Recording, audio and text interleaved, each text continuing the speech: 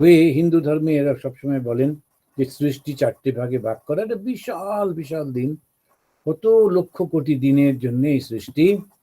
আর সেটা কি ওরা ভাগ করেছেন, বলছেন যে সত্য, ত্রেতা, দ্বাপর, কলি, এই 4টে যুগে, সত্য, ত্রেতা, দ্বাপর, কলি। তো সত্য যুগে সমস্যা ছিল না, আমাদের ভাগবতে ওটা বর্ণনা করছে। সত্য যুগে সকলেই খুব ভালো ছিল এবং প্রত্যেকেই সমস্ত কিছু ঠিক ঠিকভাবে মেনটেন করত, এবং তাদেরকে সেই জন্য বলা হতো হংস, কেননা ওরা জলে থাকে বটে কিন্তু জলটা ওদের গায়ে লাগে না, সেই হংস অবস্থাতে।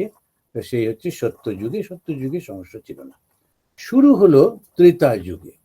তো ত্রেতা যুগে একটু মনে হলো যেন ব্রহ্মাজি যিনি তৈরি করছিলেন, সৃষ্টি করছিলেন, গল্পের মধ্যে দিয়ে তো বলে, তো সেইখানে যেন একটু বেশি রজগুণ মিশিয়ে ফেললেন, তার সঙ্গে তম একটু মিশিয়ে দিলেন।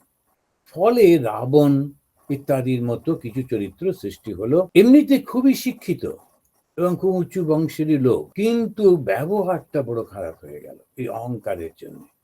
তো বালি ইত্যাদি এদের ব্যবহারটা খারাপ হয়ে গেল অহংকারের জন্য।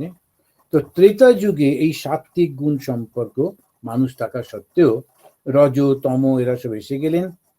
এই যুগে ভগবান শ্রীরামচন্দ্র এলেন। এখন ঠিক মতো মানুষের সমাজ ছিল না বলে তো তিনি এসে একটা সমাজের মধ্যে কতগুলো নিয়ম কারণ ঠিক মতো বুদ্ধিতে থাকলেন।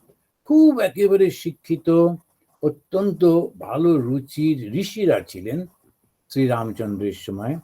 আবার কিছু কিছু রাজা টাজা এরাও ছিলেন, কিন্তু বেশিরভাগ সাধারণ মানুষ যারা, তাদের মধ্যে ঠিক কোনো ভালো ভাব ছিল না।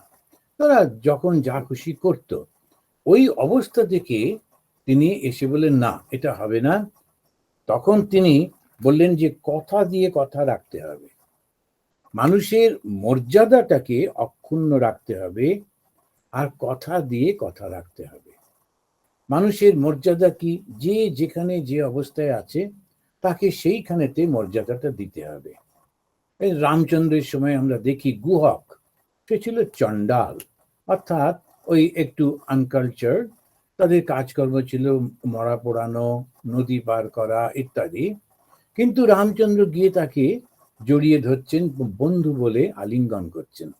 তো এইটা একটা, কেন এইটাকে কি বলবো, এটাও কিন্তু ভ্যালু, কি ভ্যালু, অত্যন্ত উচ্চ স্তরের ভ্যালু।